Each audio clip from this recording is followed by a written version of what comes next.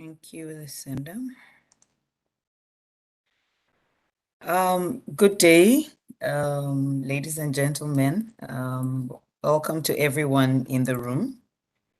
It's my pleasure to welcome us all to this webinar looking at democratic reversal and restoration in West Africa.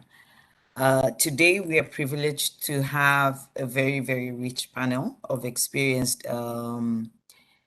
people, different minds from the spaces of governance, elections, human rights broadly. It's an interesting lineup we have today. I'll very quickly do a quick introduction of our panelists so that I do this just all at once and we can just go straight into the program. This webinar looks at the West Africa region. 4 or 5 years ago, West Africa was actually highlighted as one of the beacons of democracy on the continent, with very, very significant transitions recorded in countries like Nigeria, in Gambia, quite a number of transitions that were regarded as significant, looking at peaceful transitions in different countries. However, the events of the last 2 years have shown a quick trend of reversal. Question then is, what exactly is happening to democratization in our region? The regional intergovernmental body, ECOWAS, is also one that is commended as one of the strongest on the continent. And West Africa also has very strong instruments guiding elections and democracy on the continent. In fact, the African Union Charter on Democracy and Governance is actually modeled after the ECOWAS Protocol. Question then is, we do have the framework, we do have the institutions, what is going on? It's also interesting that the youthful population in the region, would we look at this as a challenge to democratization in the region? There are comments, ongoing about the fact that the new crop of voters we have are people that never lived through our days of military regime and never saw the struggles that brought West Africa to the space it is now in its democratization trajectory. So are we saying we have a youthful population that does not appreciate democracy for what it is? These are some of the questions we'll explore today. We'll also look at the expansion of social media, the digital information space, where every single citizen is gradually becoming a journalist on their own. So freedom of information, access to information, online freedoms, what has this done to democracy as we know it on the continent? And are we coming to a space where we look at redefining democracy as we know it? How do we get our youthful population to get on board to be part of this journey back to restoring West Africa's democratic credentials? I'm pleased to be moderating this discussion, and it's also interesting that it's also coming up just a day before the opening of the Kofi Annan Peace Forum here in Accra, where some of these discussions would also be taking up on a broader note, looking at 20 years of the signing of the ECOWAS Protocol. So to proceed, we'll have a keynote speech by Professor Adebayo Olukoshi, who is a distinguished professor and head of the Center for Advanced Study of Democracy and Development at the Wits University of Governance in South Africa. He's also my boss. And he used to be the director for Africa and West Asia at International IDEA, that's the International Institute for Democracy and Electoral Assistance. He's got 35 years of experience in the areas of international relations, governance, and human rights. And he sits on a number of think tanks and boards across the world, not just in Africa. These include the European Center for Development Policy Management, the Open Society Initiative for West Africa, and many more. Prof, you're welcome. I would also, let me just do all the introductions. After Prof, we would have an intervention by Dr. Emmanuel Akwete, who is the founding executive director for the Institute for Democratic Governance, IDEG. He's a political scientist and he holds a PhD in comparative politics and international development from Stockholm University in Sweden. IDEG has been doing very leading important work in the area of governance, not just elections in West Africa, but very particularly in Ghana. And he would give us his thoughts on that.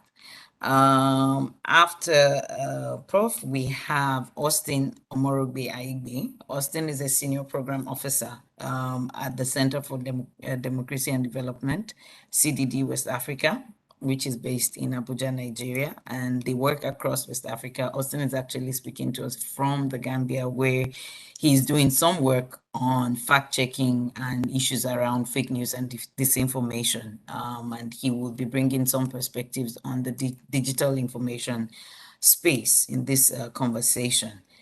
Certainly not the last, not the least, we have Nana Afadzinu, who is the Executive Director for West Africa Civil Society Institute, WACSI. She's worked within the civil society sector for 24 years, and she's passionate. She's a passionate advocate for sustainable development in Africa. She's passionate for leading change and challenging the status quo on the continent. Very recently, she got the Advanced Media 2020 100. She got onto the Advanced Media 2020 100 most influential African women's lists. Nana, I want to be like you when I eventually grow up. But yeah, this is our panel for today, and I can't wait for us to get into this discussion. This webinar is going on simultaneously with many other initiatives hosted by the Democracy Coalition. And we hope that some of the discussions here will come up with clear recommendations to be moved on to the Democracy Summit being hosted by the US government over the next 2 days. So we would urge our speakers as well to also, bring up clear recommendations that they would want us to take on to this global forum. With that said, Prof, I would like to welcome you for your keynote address. You're muted. Your mic is muted. Thank you. Okay, thank you very much indeed, Olufonto. Thank you for the kind welcome. And I would like to say a very good morning to all of the panelists. It almost feels like a family reunion with all the panelists. My good friend and brother, fellow traveler of many years, Emmanuel Akwete, Nana Afadzinu, who started as a colleague and I can very proudly call a sister, and Austin Aigbe, with whom I was in Abuja. We need to revisit this theory of the cyclical theory of elites. We were in Abuja together only a few days ago with Austin on a fairly similar subject. But I'm delighted to be here, and thank you for the opportunity to share some opening thoughts on the theme of our conversation today. And I think, Olufonto, you did set the stage very well with the posers which you put on the table.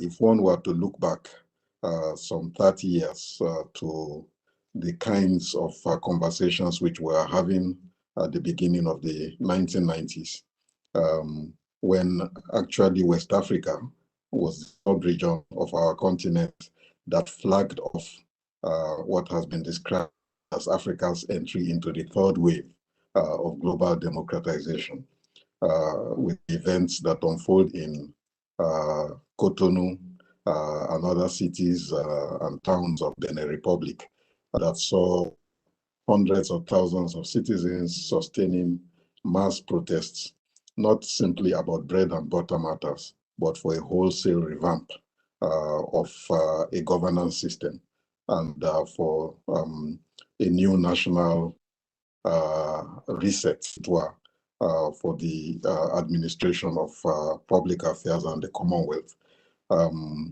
It does feel that somehow we lost that momentum and are to be haunted by a fairly different specter, a specter of the coup d'etat, for example, which we have seen emerging in the West African sub-region, in Mali, in Guinea, citing the two examples. But also just on the margins of West Africa, of course, we've also seen a return of the military to the center stage of power in neighboring Chad, which has very close interactions and connections with the West African sub-region. This specter is probably the latest, but by no means the only challenge to our effort at building democracy in the West Africa that we have seen in recent years.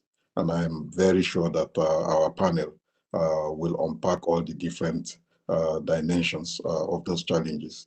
But I'll just, again, very quickly, for the purposes of the coherence of what I will be saying and maybe setting the stage, point to the fact that we have seen perhaps more than ever before, and not unconnected to the coup d'etat outcomes that we have witnessed in recent times. We have seen increased contestations around the integrity of elections, and alongside it, contestations over the Constitution, particularly specific clauses of the Constitution that, broadly speaking, have to do with what one might call the institution of the presidency, not just in terms of its powers, but also with regards to tenure and tenure limitation. And yet, this was the sub-region at the beginning of the 1990s, as you indicated, moderator, that seemed to be at the cutting edge of Africa's transition to democratization. Against the backdrop, of course, one must say, of a reputation which West Africa had built up in the course of the late 60s, following the first coup d'etat that took place in Togo in 1966, to be followed in quick succession by a number of other countries, notably Nigeria and Ghana. West Africa built up a reputation as one of the most unstable, politically unstable regions of the African continent. And alongside that, actually was labeled the coup d'etat belt of the African continent. The late Anthony Green actually published a book of the main coup speeches that were made in Nigeria and elsewhere in the course of the 60s and 70s, entitled "Stay by Your Radio," for that broadcast that would come from some military officer announcing a new coup d'etat. Coup d'etats, of course, produced military authoritarian rule, but also West Africa was not unfamiliar with the phenomenon of de facto or de jure single party rule, which itself also was authoritarian by definition. And alongside authoritarianism, or a plethora of problems of a social and economic nature, which seemed in the eyes of some commentators, to suggest a crisis not just of governance, but what has been described as a crisis of governability.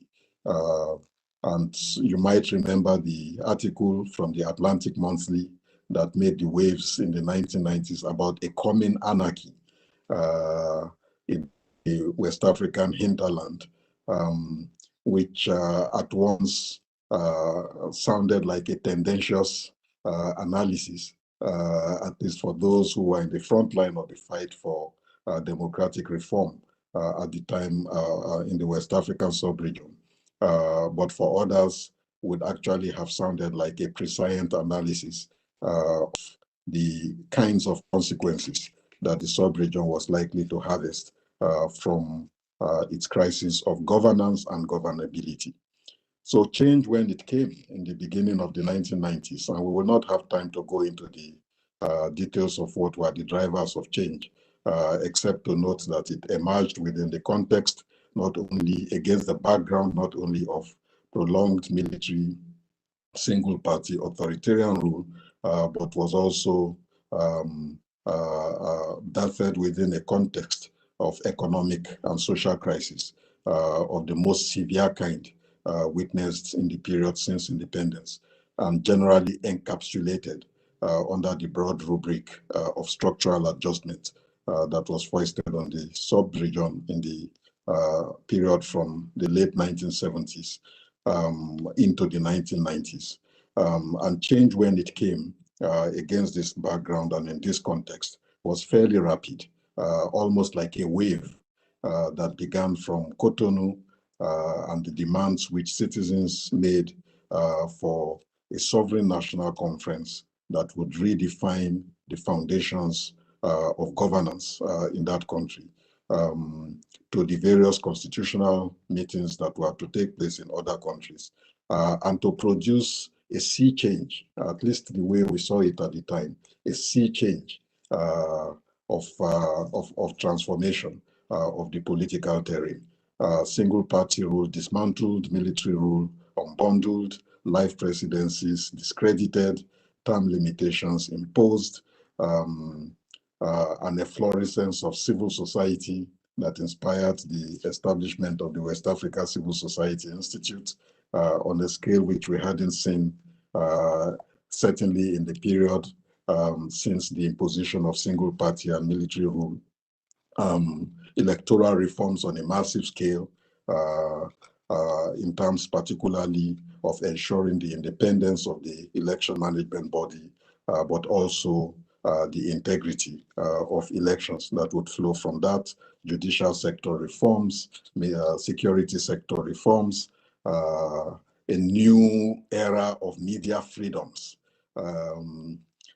which again, well, you know, you were talking, Olufunto, about a generation of young people who may not remember.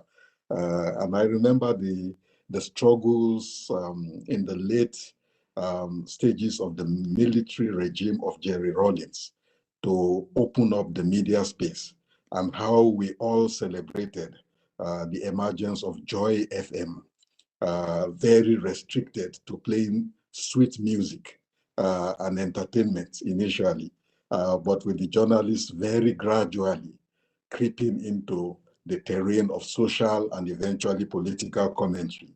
And by the time Rawlings became himself transformed from a military ruler to an elected president, the media space in Ghana had exploded exponentially to what it is today. So media freedoms of the kinds which we all were able to celebrate, alongside with civil liberties of various kinds. And one can go on endlessly with the list of the kinds of changes which we saw and the possibilities which these offered. And yet, it seems that it did not take really too long for us to begin to ask questions about, were we on the right path? Was this the best way by which we could achieve the goals of democratization on the continent? Were the institutions and processes of democratization that came into existence in the sub-region, the right kinds of institutions that we should be looking at. And Austin, Olufunto, and I were all in the Gambia in various capacities following the elections in that country, and the marble system, which has been used as opposed to the ballot paper for the casting of the vote. And that has elicited exactly the same kinds of questions which I am putting forward here. Did we choose a path of electoral pluralism that simply reproduced paths that had been beaten by other countries, particularly the Western countries? And did we invest ourselves insufficiently in creating institutional arrangements and mechanisms that spoke to our history, to our context, and to what would be workable for us? Early discussions around these issues in West Africa partly centered around the cost of elections. And I recall that in the context of that discussion, when you look at the budget that was needed by election management bodies, and the kinds of wrestling contests which the likes of Afadzinu in the Ghana Election Commission, down to his colleagues, Maurice Iwu, in the Nigeria Election Commission, it was always a contestation. And trying to find enough resources to be able to organize elections along the patterns of pluralism that we had adopted. Of course, at that point in time, many of us responded, and I think perhaps not without justification, to the politicians and others who criticized the high cost of elections, just what it cost an election management body to put in place an electoral process, by saying that the money spent on a democratic process is never too much, given the value, the intrinsic value of democracy. It's almost, in a certain sense, comparable to the discussions around education. How much does illiteracy cost? And in this case, how much does authoritarianism cost in comparison to what we would spend on electoral process? However, I think the discussions were also very quickly shifted to other concerns, which, beyond some of the early gains of our democratic transition in the West African sub-region, have lingered and become, in a certain sense, the heart of the matter. And I would like to dwell on these. So in many countries of the sub-region, in addition to all of the gains that I have outlined, we have seen an alternation of power in several countries, right? Benin Republic, Cape Verde, Senegal, and so on and so forth, in which incumbents, even one of the most complicated and last entrants to the democratic transition process, like Nigeria, also saw an alternation of power for the first time in its history, not only a civilian to civilian transition taking place in Nigeria, which Ghana had achieved earlier on, but also an alternation from a ruling party to an opposition party winning an election. It was all a first in the Nigerian context, and similar firsts were recorded in terms of alternation of power. Sorry to rush you on. Sorry, I was saying sorry to rush you on, but we just need to. Sure. Yeah. I'm moving towards the end of my introductory comments. So all of those alternations, all of those significant changes and achievements began to pale into insignificance in the context of what seemed to be a choicelessness in West Africa's democratic process. And I explained that choicelessness in the same full form by saying that it did not really seem to matter. It doesn't seem to matter too much anymore who you vote into office. the basic economic and social policies simply remain unchanged, which effectively means that democracy in the sub-region, to use the popular parlance, is failing in some respects to deliver social and economic dividends to the citizens. Dividends which could have been at the heart of what one might call a new deal for the West African sub-region, a new social bargain or social contract between state and society, on the basis of which the defense of democracy will not simply be on account of adherence to an abstract ideal, but actually a concrete everyday experience which people enjoy and which makes it possible for active citizenship to be a natural part of the democratic experience rather than a withdrawal from the political space. I think worse than that also, or at least certainly compounding that situation, is the fact that we have also seen in the context of the collapse, despite democratization of the social state, we have also seen a weakened state capacity that is underpinned not only by the prolonged fiscal crisis of the state, but also a crisis of political legitimacy. And that legitimacy making it harder for the state in West Africa to take citizen consent for granted. And we've seen a breakdown of state authority in many Sahelian countries of a kind which actually threatens to envelope the entire West African sub-region with new centers of power, non-state centers of power that comprise, in some cases, extremist groups from Al-Qaeda in the Maghreb to Boko Haram that are proposing an alternative vision to a teeming population of dispossessed and disempowered citizens, and simultaneously carrying out experimentations in alternative administration. So that when you read a story, for example, that farming communities in northwestern Nigeria collected in excess of 60 million naira, which is maybe just over $1 million, to pay to bandits in order to allow them to plant their crops and harvest their crops in peace. You begin to see the extent to which the erosion of state authority and power has taken place. And I think this sets the stage for us to begin perhaps to put minds together across the sub-region, as much on the basis of individual country experiences, but I would argue even more importantly on the basis of a West Africa-wide comparative experience on how we might save democracy and the gains that were made at a point in time with a view to ensuring that we can make it as relevant and meaningful for the citizens of the sub-region as possible.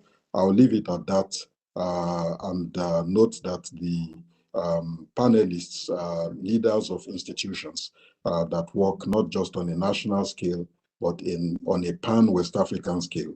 And maybe there is a possibility coming out of this webinar for us also to see ways in which a heightened or enhanced collaboration on a West African scale can enable us to begin to reimagine governance and reimagine democracy with a view to achieving the transformation that has eluded us to date. Thank you very much. Thank you very, very much, Prof. I think you did a great job of, tracing the trajectory of West Africa's journey into democratization.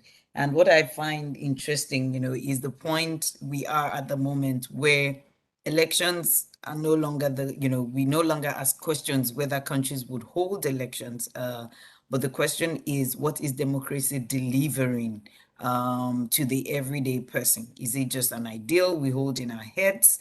And how can we now move beyond electoral democracy in the region?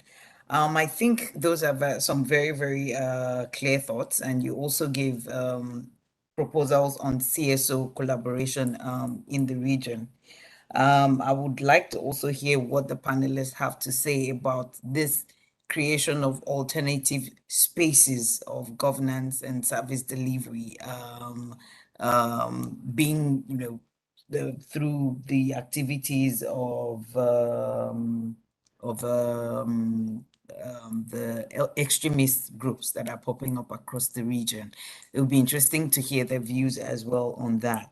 I would give the floor now to Dr. Emmanuel Akwete, but just before him, I would like to remind participants that there is a Q&A function where you can type in questions for the participants. On the bottom right of the screen, you would see a thing that looks like a question mark, or a thing that is clearly written Q&A, and you can post your questions and comments in there.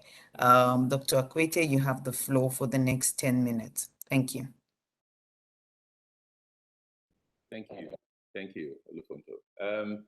Thank you for the brilliant, what I consider to have done justice to my topic, so I don't have to speak much. The trajectory of democratic development in West Africa. I think my brother Bayo has done justice to that. In my 10 minutes, I just want to share what I consider to be, yes, there are threats to democracy, multi-party democracy. And I think I'd like us to be talking a little more about multi-party democracy and ask ourselves, can it survive in our environment? And can it be transformed into a developmental democracy or a developmental parties? And I've raised this a couple of times because I think if you look at voting trends in the last 30 years, which gives a cause for celebration that we've had democratic stability, multi-party democracy stability for close to 30 years. And I think that's a significant thing. The alternation with the military somehow has been controlled. It's resurging, it appears to be resurging, but generally, West Africans, I believe, if you look at the voting trends, the youth bulge, it also makes them a majority electorate, but they've been voting for parties. They are not getting the development dividends yet, but there appears to be the stability of multi-party democracy. Of course, one would say that if you look at the events in Guinea and Chad, and probably at one time Niger and Mali, there's this fear that, hey, are we going back to military rule? And as Bayo pointed out, the majority of our voters today have not lived under military rule. They don't even know what it is. So you will find some people celebrating Guinea and say, well, if they are not doing well and we get some young person like Doumbouya, he could come and fix things for us. But I think what we need to confront really is, how do we make multi-party democracy work for us? And from where I sit, it's not a matter of redefining democracy as a new generation emerges. The new generation actually likes multi-party democracy by their voting record. And Afrobarometer has shown consistently that the youth really vote presidential and parliamentary elections, but they are not getting the development dividends. And so recently you'll find that youth movements in countries like Ghana, in Ghana we have Fix the Country, which is calling for a new constitution, but it hasn't interpreted the call for a new constitution to mean military comeback, because the military usually doesn't govern under constitutions. So they are looking at ways in which the constitutions would create the framework for them to achieve development. And I think it is an important point we must take note of, because they are not giving up on their rights. This is the most educated youth we've had in Africa, relatively speaking, compared to the 50s and 60s and 70s. They are equipped with digital tools and technology. They are global and cosmopolitan. And so it's unthinkable that they would want to cede their rights and freedoms to military juntas that should come in and say, sleep at 6 o'clock and so on. I think they might be finding other ways of communicating with the world and telling them what has happened.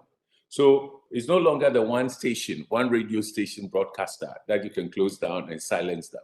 So potentially and inherently, I think they are a formidable force for democracy if the quest they stand for can be answered. They want development.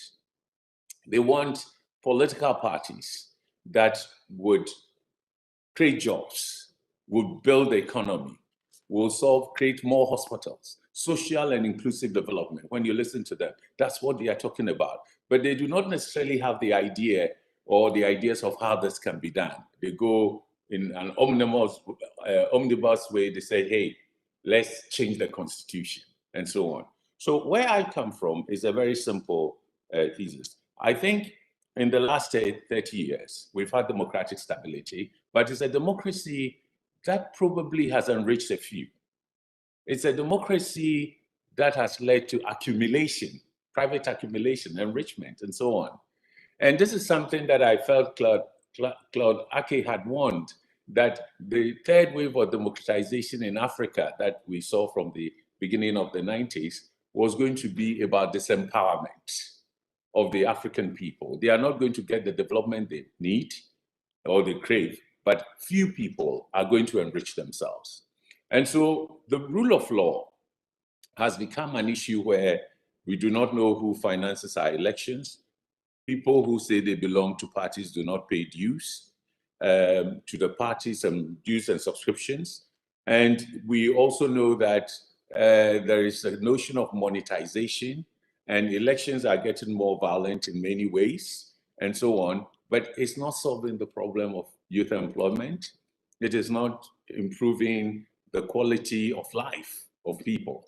And so I think we must accept that we made some progress, multi-party democracy, but how do we make it a West African multi-party democracy? When we get there, I think for me, the important thing we should focus on now is how do we shift our parties from this unregulated politics? Elections cost money, and you must do everything to win. And after the elections, you don't deliver what you promised, but people enrich themselves. Where do we start from? My position is clear. I think that it is time for us to understand that political parties whom we vote for are our agents. They, at the same time, they can be the agents of the state, but they are not the state. And the weakness in the design of our democratic systems in West Africa, and particularly focused on Ghana, is that we did not create, in fact, Bayo mentioned it. He said the insufficient creation of institutions that would govern parties. Democracy, the only thing we've had is electoral commissions. And he mentioned electoral commissions a couple of times.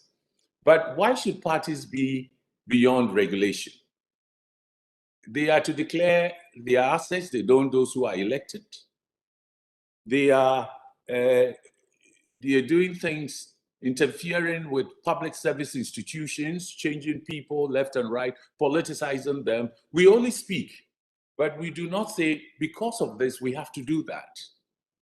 And when you move away from the politicization of the state institutions that are to be not party controlled necessarily, but to serve the development needs under the leadership of those who have mandated, you also are confronted with a serious problem that their behavior is just beyond the rule of law. Nobody calls them to order, and there is no particular institution that they go. We feel strongly that if we are listening to the youth, they want democracy, but they are drawing attention to the fact that the political parties should not be above the state. The political parties should come under the rule of law.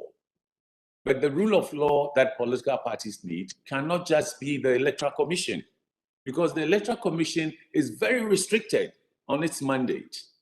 And in our context too, we have other objectives. If you take a number of constitutions, for instance, the Ghana Constitution, one of the objectives that the state wants is a cohesive nation. So there should not be discrimination. It's an article in our constitution in Ghana. No discrimination on the basis of anything, not whether you're a woman, you're Muslim, you're Christian, you are what and what, ethnic, and so on. But this is what the parties do. And indeed, in Ghana, there's some disaffection towards parties because they seem to be polarizing instead of building the cohesion. I think the point I want to make here is this. Cohesion is a function of the state. The Constitution embodies the state. And so if we want cohesion, we should not just look at parties who must necessarily contest for power and exploit diversity. When you are competing, you don't tell the electorate that your opponent is your brother and you all share the same things. No, you have to show difference. But you need institutions of state to promote cohesion. That is why a national development plan, that is why certain institutions have been set up, for instance, in Kenya, despite their ethnic, the depth of their ethnic distress, have institutions that will look at national cohesion so that when parties are going beyond the mandate that they are given, or they are contesting in a way that undermines the constitutional preference, that we are all citizens who must be treated equally. And they are not looking at whether you are Kikuyu, you are Yoruba, Mega, you are Fanti, or whatever. That is what they must be kept on track to do. So where we have reached, one of the things we are advocating is that it is time to reform the party framework and maybe bring in defined institutions of state that will control the parties. The parties have become duopolies, like in Nigeria. You have the two parties, alternating power just in Ghana and so on. But duopolies in the economy are controlled, are regulated. In fact, when certain institutions of state find their behavior to be dangerous and upsetting the stability of the economy, whether it's the financial sector or the fiscal policies and so on, they step in. We've seen how the telephonies, the companies that we used to have were broken up, and open space was open for mobile telephony, and many different firms have come in and they are competing. MTN in Nigeria, Airtel and so on. I see the adverts here in Ghana. Of course, Airtel is not here. So, but why can't we do it in the political arena? So the point is that it is time for us to see how to re-engineer the political arena such that political parties would come under some form of state regulation. It must come. For example, one of the institutions we are putting forward is that why don't we create what we call a multi-party democracy commission? Because election is not just what democracy does. Elections is fine, we have electoral commission, but electoral commission cannot extend its remit. So when the political parties are, for example, engaging in ways that exploits our diversity and divides us, or they are mobilizing resources, they are spending so much money on elections and other that nobody knows the money is where they are coming from and they don't account for them. When they are behaving to polarize, they are not agreeing to anything but extremes. Who calls them to order? Who convenes them for a conversation and say, hey, you are violating the core values of the state. And for that, you are cautioned or you're warned or whatever. So there is an institutional deficit, a deficit of institutions that would govern political parties. And the governance of political parties is what I'm putting on the table, that you need to set up certain institutions, just like we do in the economy and other sectors, to govern political parties because they are agents of the state. They are not the state. They are given a mandate to exercise on behalf of what we call the state. They cannot be above the rule of law. So their corruption, the violence they insert are things that ought to be taken into account for. Where are those institutions? It's not just term limit or extension of tenure that must preoccupy us. It is also the governance of multi-party political parties in our multi-party system, so that we can move from this election centricity to now look at development. But the state, they have to operate within the laws of the state and also be held to account. You want to stop me, so I'll stop myself, but I'll come back. Thank you. Thank you, Doc. Thank you very much. We'll still have time to interrogate some of these issues because I hear you well. You've spoken about the issue of moving from elections to actual development, and also looking at national cohesion. It's quite interesting that you put this at the, well, that you put political parties at the center of this. And I would actually like to hear the thoughts of other panelists on this when we get to the discussions. But please, just a reminder of the Q&A function on the bottom right side of your screen. There's a little question mark. That's the Q&A function where you can type in a question or a comment to the panelists. And for those watching us on the social media platforms, you can also send in your comments and my colleagues will pass this on to the panelists. I'll bring on now Nana Afadzinu, who will be speaking on the issue of reclaiming the shrinking democratic space in West Africa. Nana, you have the floor for another 10 minutes. Thank you. Elisenda needs to put on your presentation, I guess. Good. Thank you very much, Funto, and for the opportunity to share my thoughts on this.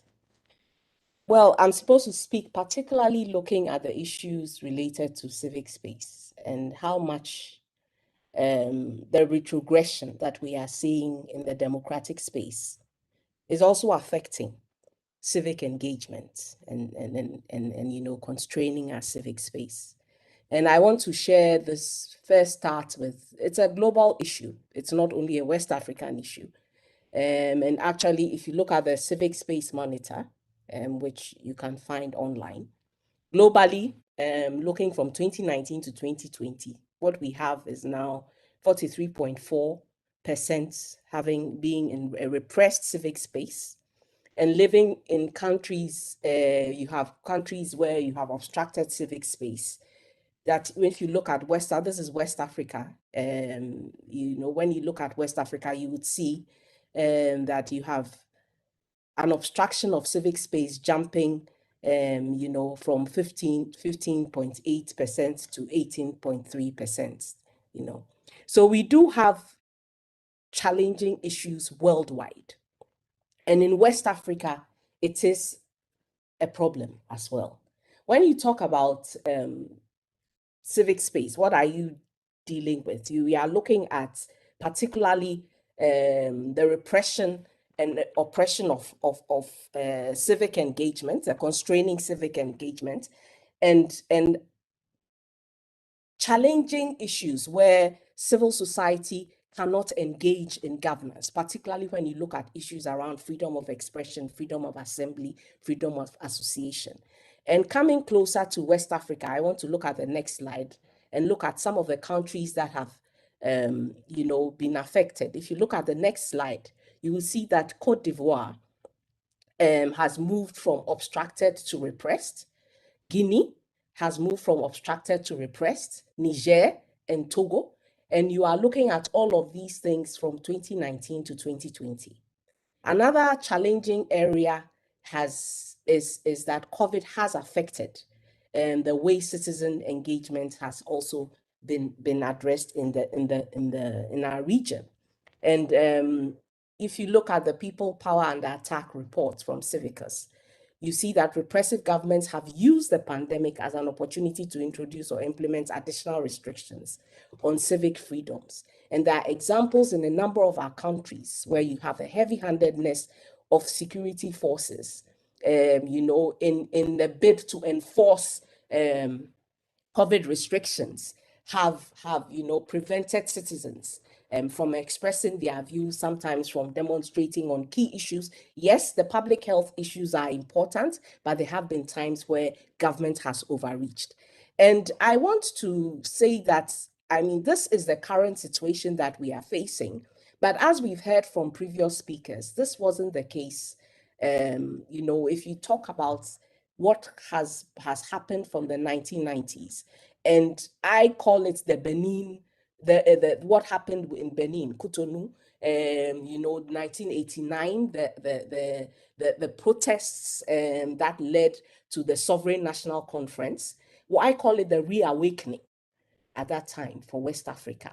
And the changes that came from then on. I was listening to Dr. Ibn Chamba speaking recently, and he was talking about how when he started, you know, at the commission, heading the commission at ECOWAS and starting in the late 1990s. All the heads, many of the heads of states were actually military, many of them. Few of them were democratically elected. By the time he ended in the 2000s, all of them had been democratically elected, and you had democracies in all the different West African countries. So there was, and we've talked about how much West Africa was an example, you know, across the globe, not only in Africa. So civil society at that time, and I liked the word that Prof. Adebayo Olukoshi used, the fluorescence of civil society. There were a number of things that civil society, you know, contributed to. They advocated for reform in many ways in different sectors, law reform, policy reform. You saw changes happening, and I mean, you can talk about women's rights. We haven't really mentioned, but that was definitely one area where you saw a lot of legal reform happening, you know, and changes and in a number of areas, you saw this kind of reform occurring. Civil society was holding governments accountable. You had a push for transparency and accountability in governance, looking at issues related to anti-corruption. And you can talk about some of the initiatives that occurred with the push from civil society, like the EITI, for example, when you were looking at accounting for our natural resources. Civil society were complementing government public service delivery and doing a very good job in health, in education, in different sectors. Water, sanitation, and hygiene. A lot of work has been done by civil society. They were supporting democratic processes. And a lot of the things that Dr. Emmanuel, Akwete, and Professor Olukoshi have talked about, looking at our elections, the electoral processes, looking at different areas of our governance. Civil society organizations have supported a lot. Enhancing citizens' awareness and engagement in governance processes has been one of the things that they've also done. And also the involvement in promoting regional peace and security. But what has happened, because even though we continue to do this, the freedom, we talked about how that had developed, that the space had opened for civil society to participate freely in governance in many of our countries, and media, to some extent, is also part of civil society, how much that space had opened. Now that space is, you know, we have a major constraining of that space, and you see a lot of protestation. I mean, the state civil society relationship has become strained. You know, and there are many reasons for that, which I would come to. And that these pictures show EndSARS in Nigeria, some of the social movements that have arisen. EndSARS, Fix the Country in Ghana. You can talk about some of the movements in Mali, for example, you know, of people protesting against the government and even wanting the government out of office and pushing for that to happen. And so there's been a lot of change there. This, you could say, was freedom. To some extent, you know, that we can go in and protest, but there have been repercussions and the state repression of dissenting voices. And I want to show this chart that's from WANEP, the WANEP news, that talks about the kind of protests and demonstrations we've had in West Africa from 2018 to 2021. And from January to 2018 to September 2021, 3,178 governance-related protests have been recorded and demonstrations. And out of this, you've had 756 fatalities and 4,276 injuries. You've had protests in Nigeria, in Guinea, Cote d'Ivoire, Senegal, Sierra Leone, Mali. These were the predominant ones, Gambia, Liberia. But in Ghana, I've also talked about some of the protests that have occurred. And sorry, Nana, I think your slides need to move forward, I think by 2 or 3. At least if the slides could be moved on, because I think you're already like in 2 more slides ahead. Sorry, go ahead. Send up. So yeah, this is I was talking about the state repression of dissenting voices. Unlawful arrest of political opponents and who have been critical of regimes, heavy-handedness when it comes to protesters, the way protesters have been treated, and how their civil liberties violated. And there have been a number of triggers and enablers of what has happened, and some of them have been mentioned already. The exclusionary politics and elections and some of the controversial constitutional reforms and amendments that we have seen in a number of countries, have led to this. The executive continues to exercise excessive power in a number of our countries where you really don't have a separation of powers. And even when you do, the executive has so much power and is able to then use that power against the people and to change things in their favor. Parliaments have increasingly become a rubber stamp for the executive. And there's been an increased rejection of electoral verdicts by opposition parties for alleged irregularities. And there are different examples for that. Guinea, Cote d'Ivoire, even in Ghana, Burkina Faso, Niger, Togo. Weak judicial systems and processes where you've also have delays in judgments of electoral disputes. And this has fed into a waning of trust in the judiciary. There's been increasing state and resource captured by a political elite. We have the disturbing return of coup d'etats in West Africa, and quite worrying, the increasing popular support they witnessed, in Mali and Guinea. And I've talked about the strained state-citizen relationship that is also getting more and more serious. You have increasing state repression of dissenting voices and increased militarization of politics. And so we've been using the elections as an example. Very quickly, you see how security forces, particularly the military, are called into, to quell political, any kind of disorder that seems to be arising, and what has happened, as a result of that. Increasing restrictions of the virtual space for civic organizing. And we have seen in a number of our countries how the internet has been shut down. Recently in Nigeria, Twitter was blocked. You have had similar examples in Guinea as well. Anti-terrorism and cybersecurity legislation and civic space shrinking. You have weak democratic structures. I've already talked about that. And then COVID and the overreach of government. These are some of the areas that have been rather concerning. And the top 10 violations to civic freedoms have been that protesters have been detained, there's been harassment, there's censorship, there's intimidation, there's an attack on journalists, and there's a whole list, many examples of this happening in our countries. There's protest disruption, restrictive laws to disable organizations or civil society or citizens from exercising their civic rights and democratic rights, especially to protest.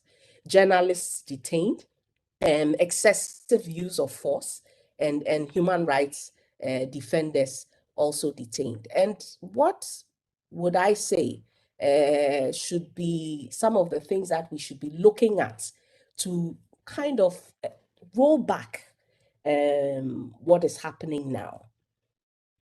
I would like to make a few suggestions, and some have been touched upon already. One of the key things I believe is solidarity. And I think that over the years, civil society and the collaboration across the region, within countries, has weakened considerably. Particularly in the 2000s, there are several examples of how civil society, non-governmental organizations, as well as individuals and even others, other citizens who were interested in democratic consolidation, came together to work together to address many of the challenges that we were facing and to push for the kind of reforms and make the kind of contributions that I spoke about earlier. So that is missing, and we need to ask ourselves why that is the problem, and try and go back to that. I'm using this bird, this example image of a bird, because you have an Adinkra symbol, which is one of the symbols that the Akans use, that gives messages. And the message here is Sankofa. Sankofa, the bird here has its feet pointing forward and going back to take an egg, looking back to take an egg from its back. The message is that, you can go back to take something that is precious and move forward with it. We need to go back to what it was that enabled us to work so closely together, to be able to push for the changes that occurred. And I think that is important. The solidarity building and collaboration is very weak, and we need to address that. More citizen engagement. I think as the years have rolled by, one of the things is that you find that there seems to be a certain gap sometimes between particularly NGOs, if you are working at the national level, and citizens. And even though I would say that even with the social movements that we've seen, you have seen a certain coming together at various levels. I think we need to be having a lot more of that. And even within civil society, whether it's NGOs, whether it's professional groups, whether it's individuals using their mobile phones, activists, individual activists, let's find ways to build linkages and be able to work together, engage citizens, the ordinary citizens. I like the point that was made about making democracy contextual, bringing it down to the everyday experience of the citizen. Civil society is the citizen. So we need to be able to bring that message down and have that strong citizen engagement. And I believe that we can address some of these things. If the people are together and the people push, I believe that our governments will be forced to listen because the people puts them there. And that people's power is one of the things that we must reclaim. We need to mobilize. We need to mobilize. I like what one of the late activists used to say, Tajudeen, may he rest in peace, talking about us organizing instead of agonizing. We need to organize. And that takes some willingness to come together. It takes some willingness to work together and be able to bring about that change. That, I think, is important. And I would say that we need to take advantage a lot more of technology. We are in the fourth industrial revolution. There's a lot that is already going on social media, a lot that is already going on using technology. And when I say technology, I know that many of our people do not have may not have internet connection, but many of us have mobile phones. In fact, in a number of our countries, mobile phone technology is over 100% penetration. So we need to take advantage of the tools that we have now to mobilize. And we need to have sustained advocacy. A lot of the social movements, we do push for changes to happen, but then because we in a sense, it's about the issue at hand, and as soon as that is done, we kind of leave things as they are. Structures are not put in place to sustain the gains that have been made. So how can social movements, for example, work with institutions that are already existing, some of them being NGOs, to be able to sustain the gains that are made from pushing for change that happens when you do have social movements pushing forward. So there needs to be a lot more collaboration also at that level. And there needs to be support for civil society, support for citizen engagement. And when I talk about support, I'm talking about local support, I'm talking about international support. Internationally, the support that we've had for social justice, for democratic consolidation has weakened, because you've had a lot of pro-right, pro-right governments, right-wing governments, pushing more for security and trade, which is not bad, but at the cost of social justice. And a lot more support has been put into that than in supporting social justice, where you have a lot more citizen engagement. And therefore, we need more sustainable support for the work that needs to be done to really redeem us or save democracy. And that means supporting civil society, supporting activism, supporting civil society engagement and contribution.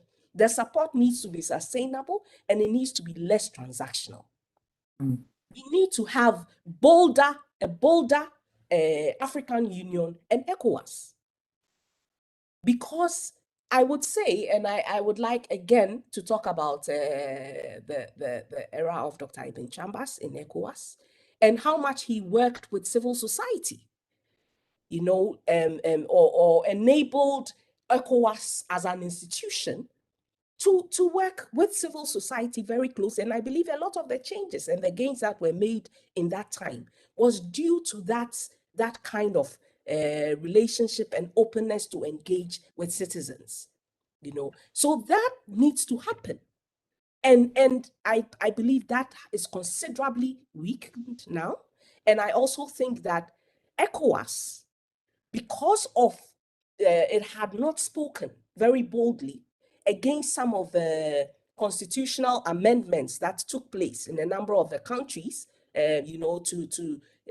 for tenure elongation in some of the countries. Some of these things, not speaking early, not speaking boldly, and taking action, led to the challenges that we now have. And so ECOWAS needs to go back to the drawing table and look at how it engages civil society a lot more, and looks at how itself, it's able to be bolder.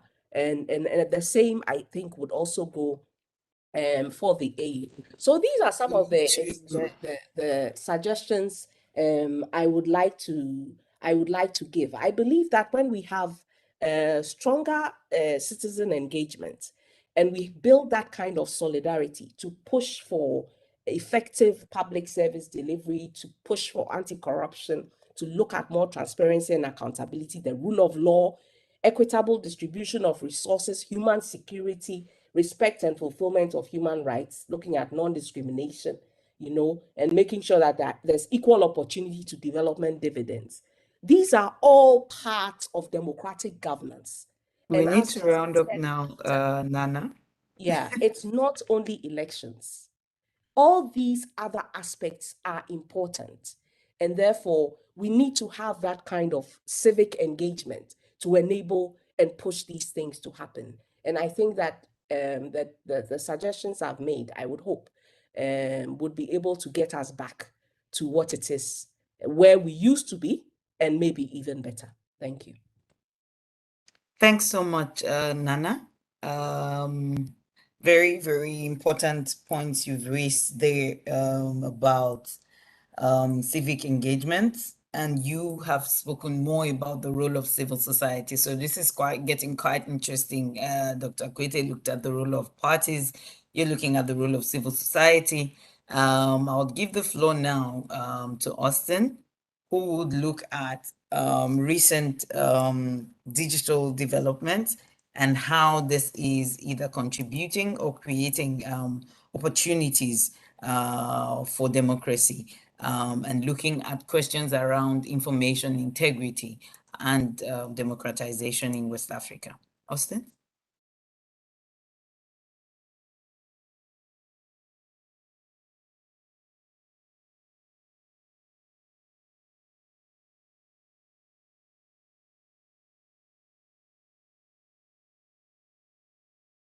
Okay. Thank you so much. Thank you. Thank you. Let me appreciate, first of all, the team that has put it together. It's a worthwhile conversation, particularly that we are in a global conversation at the moment, and especially as there is going to be a US facilitated conversation on democracy. Adding up these voices could then mean that we have our input into the outcome of that summit. I'd like to appreciate once more the keynote speaker who had highlighted in me to look at, who has actually brought us something I would like to call the weakening of democracy. And I have this narrative that democracy is not able to meet the yearnings of people anymore.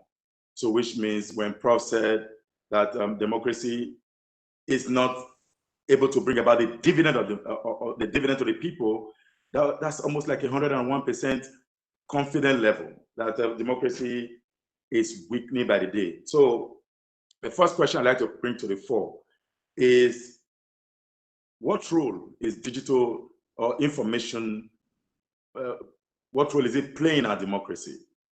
Is it a curse or a blessing? Many people will argue that with the digital age, democracy should have advanced. With the digital age, we can hold governmental institutions to account. With the digital age, we don't need passport to travel to the US, just like what is happening now. I don't have to be in South Africa or in Ghana or converging somewhere else, but I could be at the comfort of my house to interrogate the democratic norms and democratic architecture in the region. But before I go into that conversation holistically on digital, I like to bring to the fore, particularly with since our conversation is more of the authoritarianism in the region and how digital tools are being used to suppress people, and what ought to be the voice of the people have been taken out. Let me bring to fore, specifically zeroing in on Nigeria, even though the other panelists who have gone ahead of me have talked more of other countries. Prof mentioned Senegal, which is almost like a big challenge now if we don't intervene. I don't know if ECOWAS will be able to intervene. I know Nana just talked about the role of ECOWAS. I don't think that ECOWAS got the moral courage to intervene in the challenge of the democratic challenge in the region. It is with the people. Yes, civil society, but more of the people. The people need the power. The power of the people is more than the power of the people in power. So we need to begin to empower people in a way that they are able to take their own destiny using technology, as it were, to challenge the authoritarianism. Again, I said I was going to zero in on Nigeria.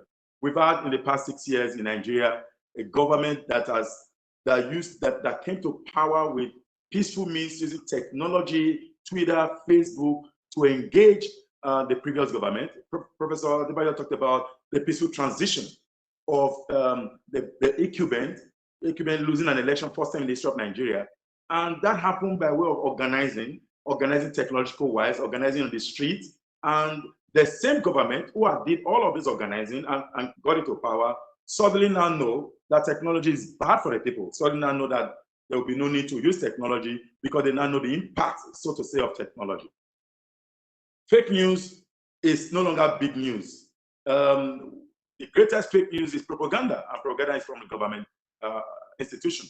We have had in this same regime, the way we have prohibition laws the government is trying to come up with. For example, we have the law the National Assembly tried to pull up after the NSAS protest in order to suppress people. You know that Twitter was banned in Nigeria. and more of other African countries are beginning to think in the same line to ban Twitter, because Twitter is becoming that organizing platform. So what do? You make it look as if Twitter is our challenge. Twitter is not the challenge. The challenge is with those who manipulate Twitter against the people. So what am I saying? While people are organizing against corruption, against bad governance in Nigeria specifically, we've had a lot of laws. The cybercrime law, for example, was passed. And the basis was to specifically target members of media who are seen to be critical of government, who are seen to, not just media alone, including civil society citizens who are classified as critical minds, who are classified as people with political dissent, who they feel can mobilize a large number of people against government. So you come up with laws that target those individuals and keep them behind bars. What is different with the military regime, with the decree number 2, decree number 4, where someone can be arrested without questioning and kept behind bar without having to show in the court, or you go to a lower level court like the magistrate to get injunction and keep the person beyond 24 hours or 48 hours and keep them there perpetually. We've had cases in the report we just came up with recently, looking at democracy in the last 20 years in Nigeria. There's been huge number of people behind bars who have never seen a courtroom, and they've been in the bar for more than 10 years. We have Abba, who was arrested because it was critical about the government of Cross River State. We have a number of other individuals. We see Ashowere, who is almost living in prison, even though he has been granted bail.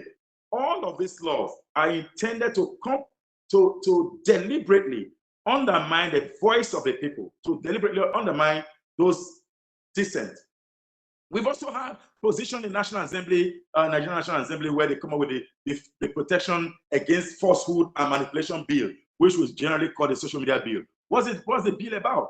Oh, you don't allow people to use the social media against you, whereas the same regime uses the social media against the former incumbent they took over from. So it's becoming an ideological content that you don't need people to use social media, because you know the power of social media, because you know that you used social media before, you know what the capability is to undermine or to organize against the people. But we had the 2012 Occupy Nigeria, where then former President Jonathan didn't know what to do. And the then opposition party took advantage of the social media platform and engaged properly. Today we have someone called President Muhammadu Buhari, who came on board, who became president of Nigeria because of organizing from the social media content, from the online space, from the digital technology. But the same individual, like I said before, doesn't now see that is relevant. That no, we can't do that. The fake news is too much. The fake news is too much. We are not saying social media does not have its own negative externality. No. What we are saying is that social media, when you use social media, you provide the information, it reduces the quest. It reduces the possibility of using social media to peddle disinformation and fake news. We have also had the Press Council Act in order to suppress media, to continue to oppress them, and countless number of bills have come up in the Nigerian system with the sole aim to undermine the hard-earned democracy, the hard-won democracy. Those who are enjoying democracy, in quote, who are the politicians of today, we are not in the struggle we talked about. Professor Adebayo talked about 30 years ago struggle. Where was President Buhari 30 years ago? Where was Atiku 30 years ago? Where were all of these people? These folks were engaged in other aspects. President Buhari 30 years ago, probably in 1983, was in the military, then as military head, but he never really fought for democracy. So becoming a democratic actor is a big challenge. So what do we need to do? As the summit is being organized, first, we need the people united. We need people to be organized more. And one way to do that is to strengthen our electoral architecture. I would like the summit to push pressure, arguably more pressure, on the president of Nigeria to sign the Electoral Amendment Bill 2021. That electoral act may not be absolute. It may not be absolute to bring about the desired change. However, it will contribute to the landscape, the electoral landscape. Taking an example from what we just, from Gambia, a few days ago election, we saw what I call a localization of electoral system. A local organizing that you don't need to spend so much money organizing elections. I think it was panelist, Dr. Emmanuel talked about the cost of election, Professor, the cost of election, the keynote speaker, Professor Adebayo, talked about the cost of election. If you look at the cost of election in Nigeria and the cost of election in Gambia, you are going to say Nigeria is spending a fortune. Do we need that fortune? Of course, no. Even though we need those fortune, how do we make election cheaper in a way that election people who turn out to vote in election are actually those who will change the surface and the landscape of political architecture? What am I saying? In the Gambia, everyone saw the way the process was. It was so transparent that even when you are arguing, even though the opposition rejected it well, at some point, but there's someone's going to be like, why are you rejecting the election? Everything went according to plan. I would like to advocate that the president, Mr. President, the summit should advocate, urge the president to send the electoral bill quickly and immediately reseal the Twitter ban as quickly as possible. And thirdly, implement the judicial panel report of NSAS. That is still on the table. That's still on the table until we put closure to the NSAS massacre of October 20th, 2020. The agony of that toll gate, Lekki toll gate, will continue to be on. And lastly, everyone who is involved with electoral malpractices should earn some kind of there should be some student condition that deprive them from entering safe haven like the US or the UK of this world. Because of time, I'll just stop at this point. Thank you very, very much, Austin. I think you have given your interventions brought a more activist slant onto the discussion. I'll continue to encourage participants to use the Q&A function. At this time, what I'm going to do is set out a set of questions for the panelists to come back on, because I heard quite a number of proposals, and I think we actually came up with quite a number of issues as we went along.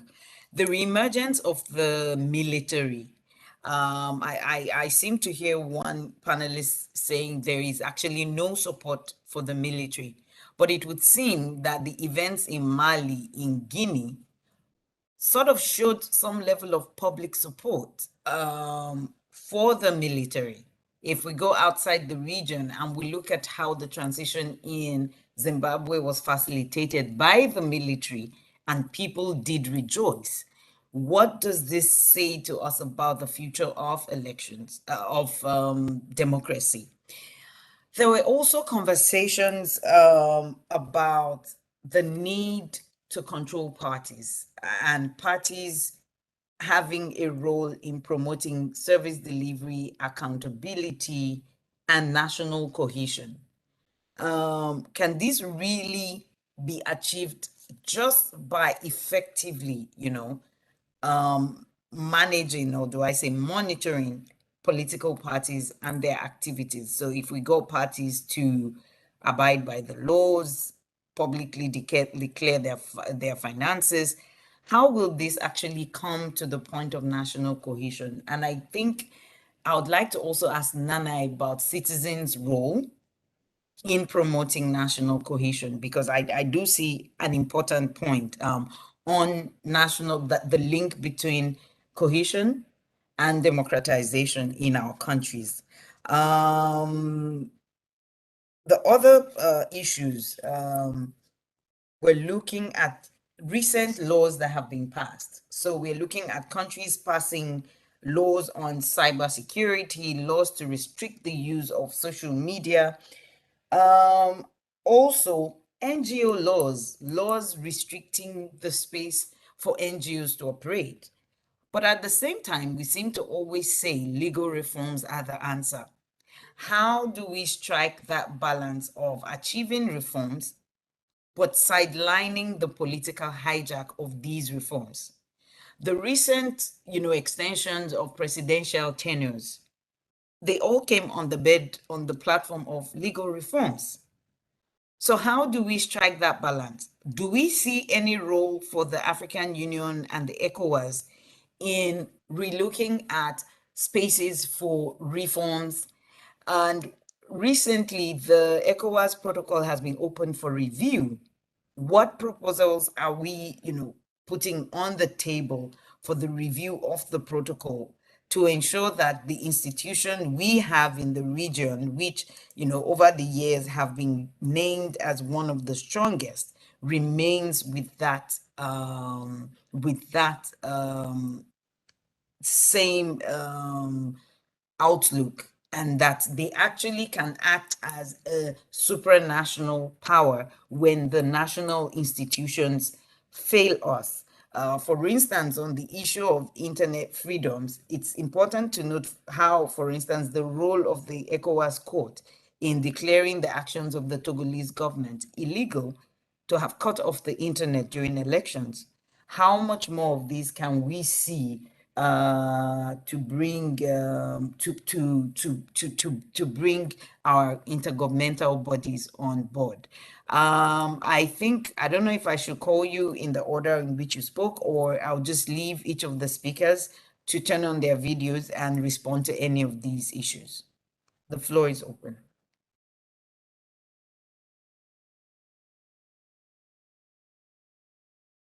Okay. Okay. Let me take, I think for me, what is important is we have to come to terms that multi-party democracy is the foundation upon which our civil and political rights are expressed, are guaranteed, and are actually actualized. And we often take our eyes from the parties. In all the years that we've alternated between military rule and parties or democracies, multi-party, it's political parties or soldiers. Political parties or soldiers. So what I'm saying is that we shouldn't just look at parties in terms of regulating their electoral behavior, and that's enough. It's not enough. We must now come to, in the second generation, because we've done a first generation where we've seen that, yes, elections, fine, we're managing it, we've developed several mechanisms, civil society, coalition, ECOWAS comes in with some declarations and protocols and so on and so forth. But we also want parties to develop our economies and ensure that our citizens' human rights, human development needs are met. This hasn't been the case. We found them rather amassing wealth, using the state power to amass private wealth, and they've accumulated quite a few across.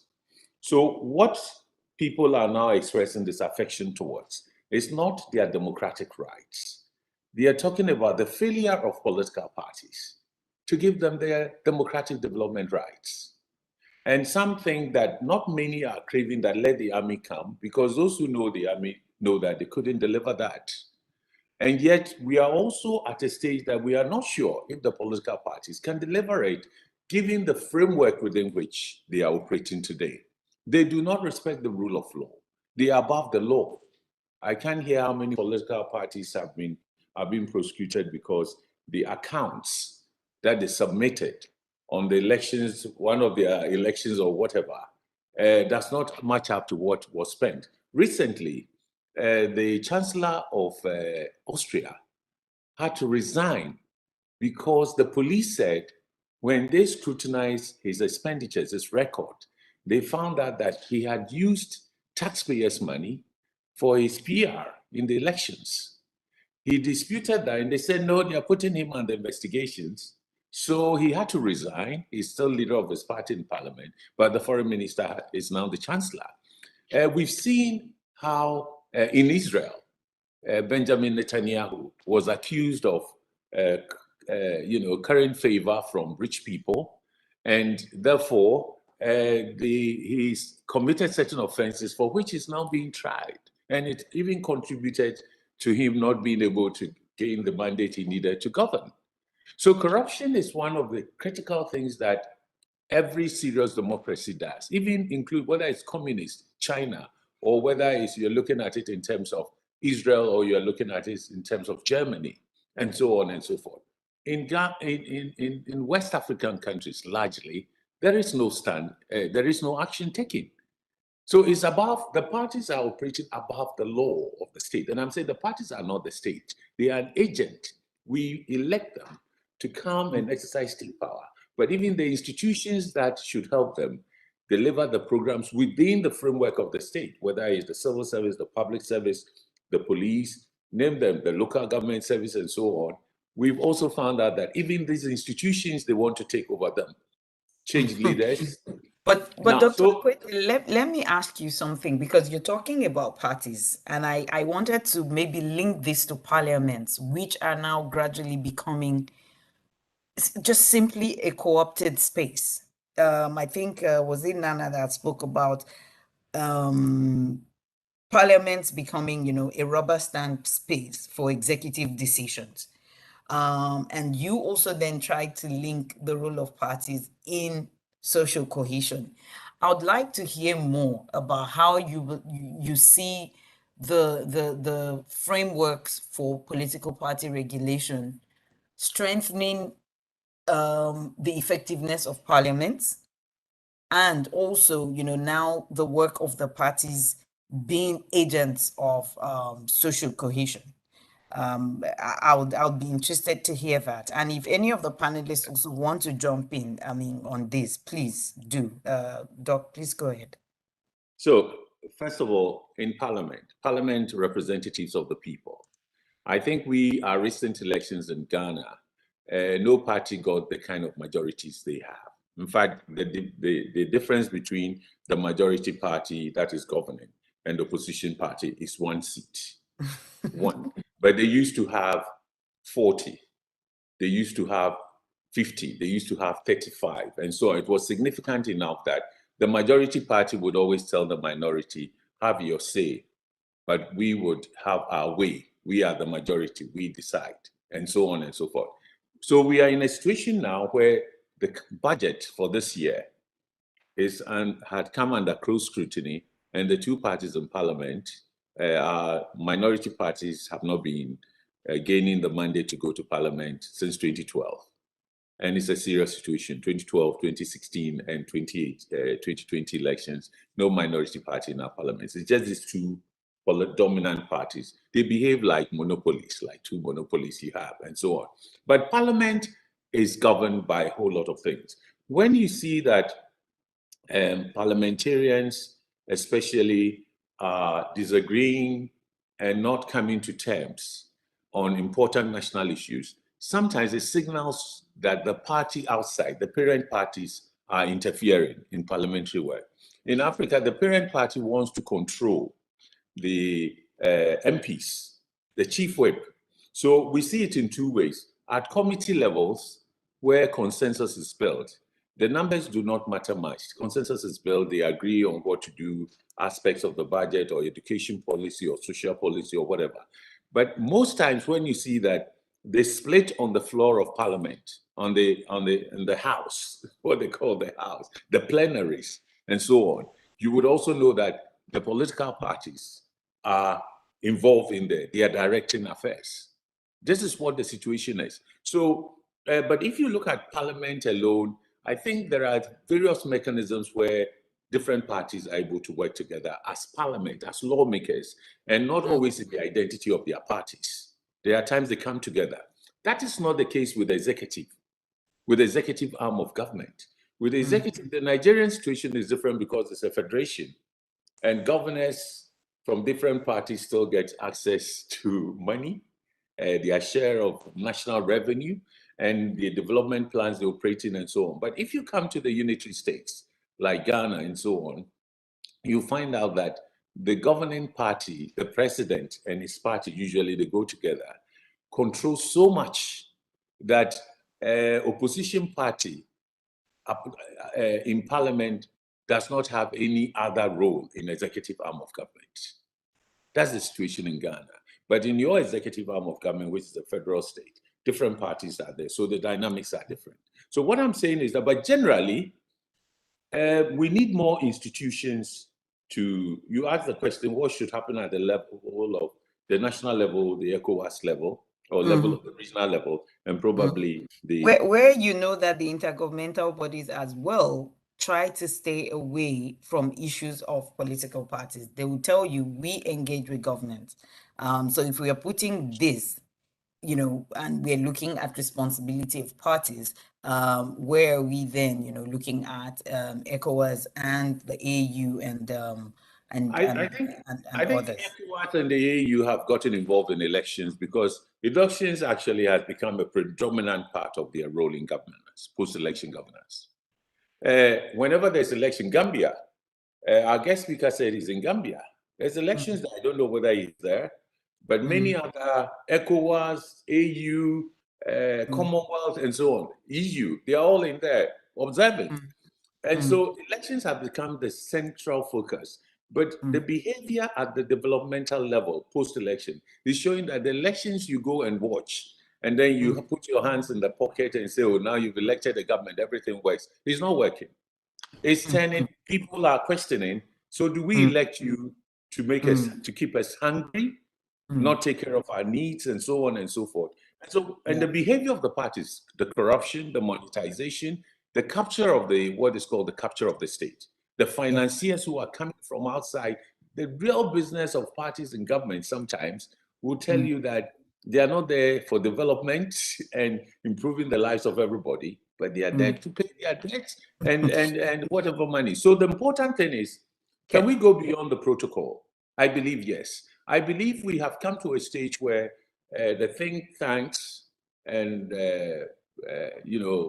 Bio knows this, we've been talking about it. What is the next level? The protocols are not enough.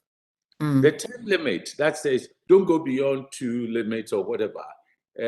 We've seen that certain countries, the dynamics are different. If you took Togo and Gambia, there was once an attempt by ECOWAS to deal with these matters and seal it, but then they didn't make the decision. Now, the problem, the most important thing is that elections alone are not enough.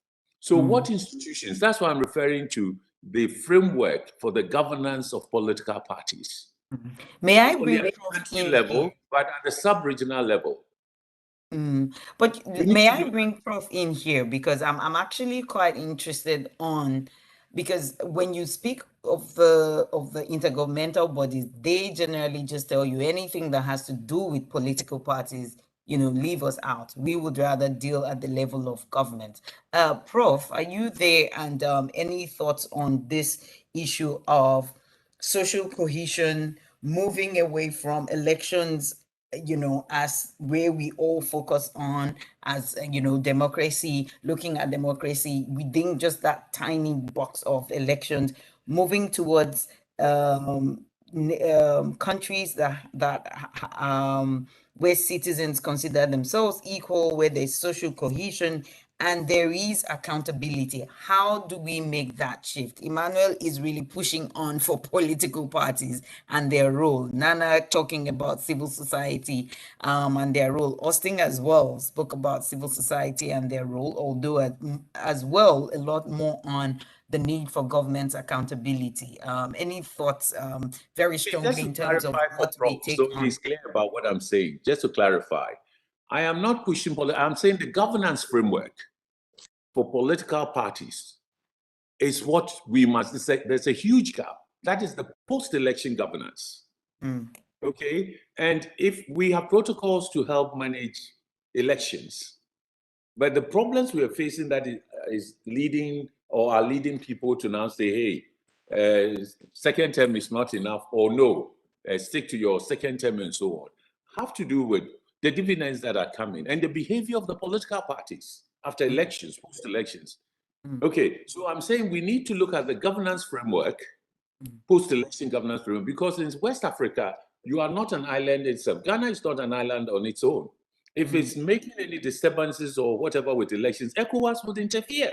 So the thing to say, well, intergovernmental, we need a new layer of governance. Austin is disagreeing with you. I would say, please let Prof take the floor, and then I'll go to Austin, who is shaking his fingers very keenly. But Prof, please. Maybe for the purposes of continuing the debates, Austin can come in and I come after him. Oh, okay, but okay, let's hear what Austin's views are on that.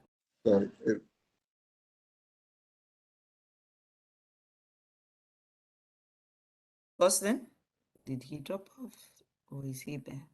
Okay, good. Thank you. I was waiting for someone to unmute me. Yeah. See, we can't give the burden of the sovereign state agitation to the ECOWAS. ECOWAS is a toothless bulldog. ECOWAS cannot.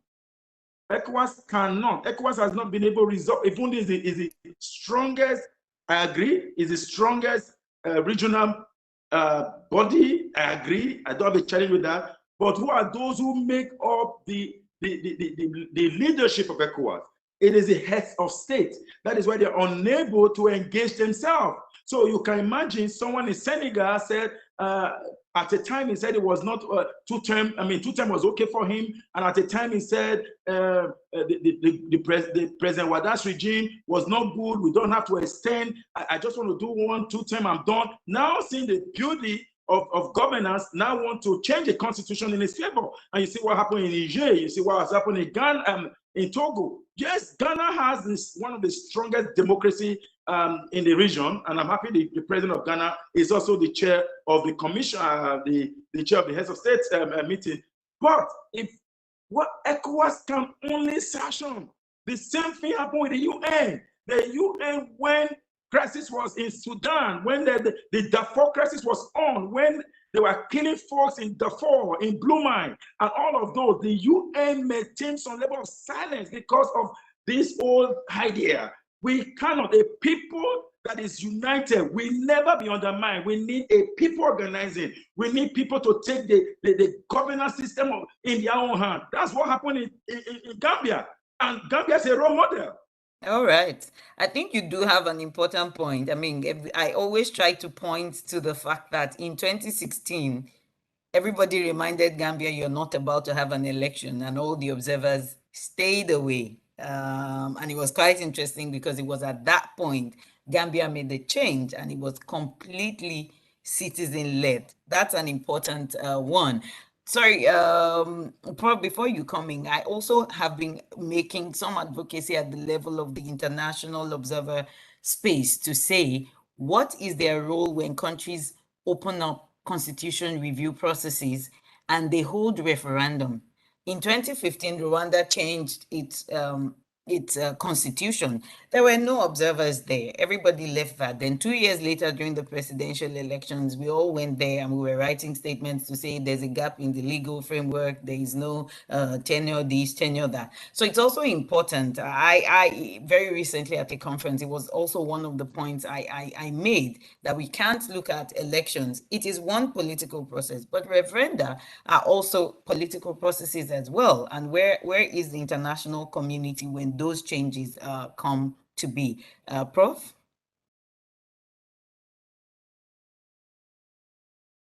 Well, thank you very much indeed. I think with regard to the role of our regional bodies, they seem to me to be trapped in a fairly self-contradictory situation, insofar as the subject of our discussion today is concerned. Because on the one hand, this is the 20th year of the West African Charter, 20th anniversary of the Charter. On the one hand, we see an attempt to set regional norms and standards, which is welcome, to say that if you belong to ECOWAS, then you have to observe a few things, including term limitation. And then they find themselves confronted with a situation in which some countries are violating those norms. not only violating those norms, you also find a situation in which where movements, organizations of civil society or citizen groups challenge those violations in the ECOWAS court. You get an Ivory Coast announcing that, okay, we don't recognize the court anymore. And there are no consequences. Absolutely no consequences, you know? And then you foreclose every avenue for orderly change at home. You block avenues for restraining your action from within organizations like ECOWAS and the AU you belong to. And when the streets takes over and you get overthrown, then a consortium of presidents will fly in and tell you to return to constitutional order. There's a problem there. There's a problem there. And I think what has played out has both exposed a serious deficiency, but also presented an opportunity. And I want to be positive about it by saying that the existing framework that enabled us to navigate the period from the 1990s, early 90s to date has run its course. And we are presented with an opportunity to go back to the drawing board and develop something that is more. And that, I think, can be built on observations that we have made of the behavior of elected politicians in office, in thwarting the very essence of democracy, appearing to use democratic processes to undermine democratic values and practices, right? So anybody can run a referendum if they like. You, of course, as colleagues have said on the panel, we have parliaments that are practically dead and or sleepy. We have a robust effort to propagate governmental fake news in the name of information and propaganda, which Justin pointed to. And we have the suppression of independent voices through the narrowing of civic spaces, as Nana indicated. So obviously, you do a referendum, you rig the referendum, you get the result you want. Even Alpha Conde, the document he submitted to referendum was not the document he signed at the end of the day. So the referendum was just a cynical, stupid exercise, waste of money, waste of everybody's time. And for as long as his referendum was going to yield a result, there was no more COVID in Guinea-Conakry. The moment he got his referendum, COVID came back, and opposition parties could no longer campaign freely. So we've seen so many discontents and challenges that we are given an opportunity. Are there heads of states? Is there a commission? And are there West Africa-wide organizations like ours on this panel that are able to say that this is the moment for us to do a severe revamp, a deep revamp of all of these things? Under what conditions can you amend the constitution? Can we tighten the rules if you want to belong to ECOWAS? And we don't want a situation where heads of state come after the fact and try to thwart citizen power, because that's not going to work. And you suspend or expel, suspend Guinea-Conakry, and they say, okay, that's fine, keep your organization. It's fine, but don't appoint any special envoy to us either, and so on and so forth. So it's an unraveling of a system that has run its course, and there's a good opportunity here. And I also think that it speaks to the more general set of rules and processes that we have set up domestically. You see, we in sympathy with Emmanuel's call on us to rethink political parties in Africa. We will set up political parties on the assumption that they will be parties that function like those in Europe and the US, right? even if we don't state it openly, there's an assumption that, well, you know, just have that electoral pluralism underwritten by multiple parties. And yet, we have had a history of political parties also in Africa that we have not learned enough from, right? In a few of the countries of our sub-region, I would say that Ghana, for example, you know, in those days, we used to read Professor Ralph Austin and his claims about the two traditions, the Dankwa and the Nkrumah's tradition, which basically made for a kind of two broad coalitions of political parties. Is that still relevant? Does that still apply? In the context of Nigeria, it's more ethno-regional. That goes back to the Richards Constitution and the emergence of the tripodal, what Billy Dudley called the tripodal federal system. Does that still work as to make it possible for us to have political parties that are true to the meaning of their names? And as you know, in Nigeria, we don't even talk of political parties anymore. We talk of special purpose vehicles. You use it to ride to power, and the moment it doesn't serve you anymore, you dump it and move to another one. So we really do need to, it's both a redesign issue, but also a redesign which, as I indicated, speaks to our context in a manner that is relevant and that is readable. And you cannot have parties without also being forward-looking. You know, the conservative, I mean, okay, we copy the US system in Nigeria, for example. The Democratic Party in the US can count on an NDI, but can also count on a Brookings institution. The Republican Party also has its own think tank, even if not formally affiliated.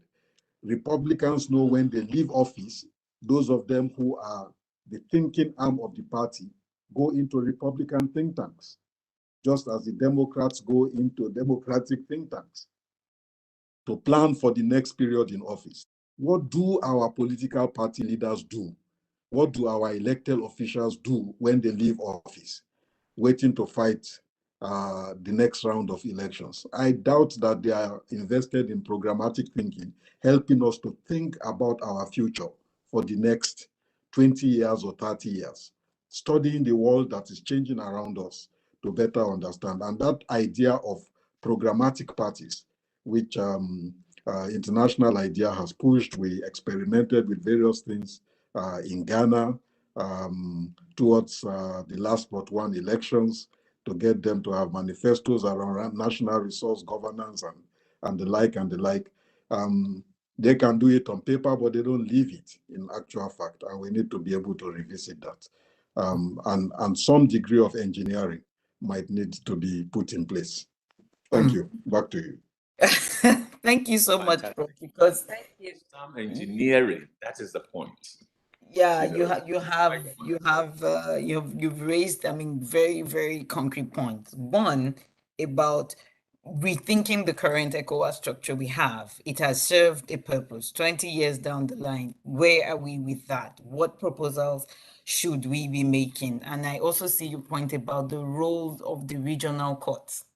When the spaces at home are closed, do we have regional courts that can take on the grievances of the different parties? Nana, I think you had an intervention. Yeah, I was going to speak to that, actually. I mean, I think that one of the challenges, I believe that ECOWAS does have a role, and I think that it has been spoken about. ECOWAS does have some teeth. It's not toothless. It needs to use the teeth that it has. And I think that has been one of the challenges that we've had. And one of the causes is also because you have very little linkage between what is happening at regional level and at national level when it comes to ECOWAS. And so, for example, when an ECOWAS community court passes a ruling, it must be something that you have the structures even within country to be able to, enforce that ruling. And because we lack this linkage, this system that links that what happens at the regional level, the norms that we have at the regional level, and what's actually happening in practice, you do have a challenge. And that is one of the problems that we have. So the ECOWAS Community Court is great. I mean, it's a court of first instance where you actually, it's one of the few that we have. And when you are talking about, these international courts where you can actually have individuals go to the courts directly without even going through their countries first, their systems. But then you have this problem where they can make a judgment and a country can say, I'm not going to respect it. And nothing happens. So those are some of the challenges. ECOWAS needs to use the teeth that it has. And so it has, because it's not been doing that, it has lost the moral authority, that it has. I also think that I support the point that Dr. Akwete made about political parties and their regulation. I think that it's one of the main problems that we have. And I believe that it's important. We need to look at the system, the political parties and as key within our electoral system and governance. But also, I think we need to look at the political systems that we have. This first past the post system that we have, and this winner takes all kind of system, that is it helping us? Can we have a system that is contextualized to what it is that would work for us? And I'm not sure if we've really done, there may be, and that's where perhaps the think tanks can really help here. We need to look at what can work for our context and something like that, and also to decentralize our governance. I think that is also key. The point about people supporting military coups in countries like Guinea, I mean, it's clearly because they've not been, they've not enjoyed the dividends of democracy. They are disillusioned. And for many, the vast population who are mainly youth, they've not really lived under military government. So they have not experienced what it is. They just romanticize the parts that they've heard about military governments, the order that comes, with that. And because of the disorder and the chaos that they see with democracy, they think of that and they want to have that. But I think that's also the challenge. There's one thing you mentioned about NGOs and the laws, and I think I need to make a point there that we should live. We live under rule of law, not rule by law. It's rule of law. So we still need the legal reform where it's necessary. It's important to get that. But I think particularly when it comes to NGO laws, civil society needs to be part of and parcel of that process, to look at laws that would affect them. And I think that is one of the key areas. And for me, I would continue to harp on civil society pushing together and working together. And I think at regional level, at national level, we need a lot more of that happening if we want to see change happening, the transformational change that we want in our countries. So that would be my... Thank you so much, Nana. We are actually on the dot of our closing time. But Austin sent a message. He wants to make an intervention, which I would say is your closing thoughts, and it's like 1 minute, because I just have to sum up in terms of what I think we've heard and what we want to take on to the summit tomorrow. Austin? So thank you so much. So first, I think we need an ECOWAS that can work for us. ECOWAS architecture at the beginning was not necessarily for political community, it was an economic community. At some point, there was that level of that governance architecture and all of that. The economic community is working and there's no issue with that. So we need an ECOWAS that can work for us. And for political parties, no one wants change. It is already accepted that political parties are the weakest link to democratic consolidation. Everywhere and everywhere around the world, particularly in the African continent, particularly in Nigeria. However, for us, with the new Electoral Act in Nigeria, that we asked President Buhari to sign as quickly as possible, ensures a selection process that involves every member of party. We need to get out the money bags from the system where they should have equal right than the individuals without the resources. So if you make party really citizen-driven or membership-driven, paying dues and all of that, we will gradually curtail the excesses of political party. Electoral management body in Nigeria, for example, there's a part that talks about election monitoring and party management, can actually be empowered to monitor political parties. And if we do that, when citizens or party members do have a say in their party, we'll gradually build the democracy that we need. Again, ECOWAS is good. I'm happy to say they have teeth, but I'm not too sure that that teeth is political or that teeth is military. Who are those who send the ECOMOG? Who are those responsible for ECOMOG? If President Buhari says today is going for third term, can ECOWAS stop him? My answer is no. Thank you very much, Austin. I think we all agree that the intergovernmental bodies have a role. It's just the level of their involvement is what we are not agreed on. But to round up this conversation, first I'd like to thank all the panelists and our participants that stayed through the conversation. And I mean, the purpose of this is we are trying to make proposals for the Global Democracy Summit coming up over the next 2 days.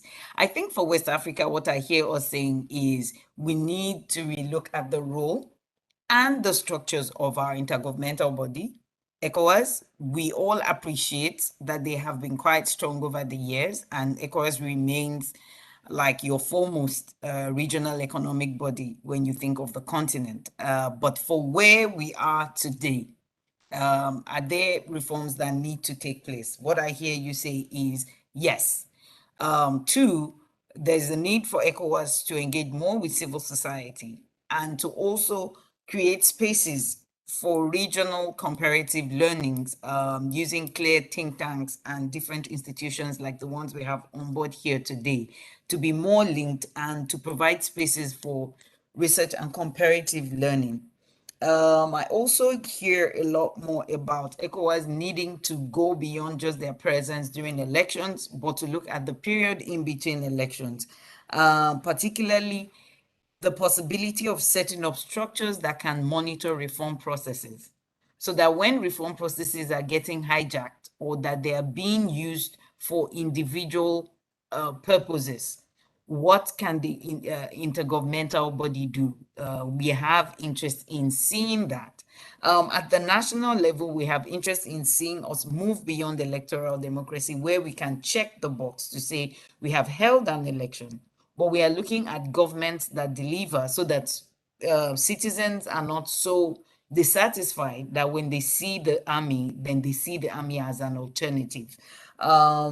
We didn't go into very practical steps on how that transition could be made, but I heard clear proposals on the role of civil society in achieving that level of accountability, the need to to review existing regulatory structures for political parties, and to ensure that parties are not just vehicles to access power, but that they become vehicles through which we can hold our governments accountable. Also vehicles that also for them to become institutionalized to the point that they become law-abiding themselves, and then they can become spaces where elected officials can also be held accountable to be law-abiding. I think I also had a lot more on strengthening our reviewing our electoral systems to make them less exclusionary, and also to develop systems that would promote more effective parliaments. Because with the first past the post system, we seem to have parliaments that just basically pander. And then there were very clear calls that were Nigeria specific, looking at the NSAS report, the need for governments to pass any pending reforms that have bearing on electoral processes. And I think these are some of the key things. And then the need to undertake initiatives that promote social cohesion, so that as countries, we don't just have people that exist together along political lines, but that can see themselves as equal citizens within a space that works democratically and politically. I think these are like the main points I'm teasing out from this conversation. And I'd like to thank our panelists, Professor Olukoshi, Dr. Akwete, Nana Afadzinu, Austin Egbe. Thank you so much. I'd like to thank my colleagues at IDEA who have helped to host this event behind the scenes, Elisenda, Amanda, Mohammed. Thank you very much for your support. And with this, I think I would say we've had a good conversation. The recording of this, I think will be available on our YouTube channel. Elisenda, I hope I'm correct about that. And people can still access the discussion. Yeah, okay, so Elisenda confirmed that yes, it will be available on our YouTube channel, and this can be accessed for those who couldn't either join in or would like to view it later. Thank you all so much for your time and your contributions.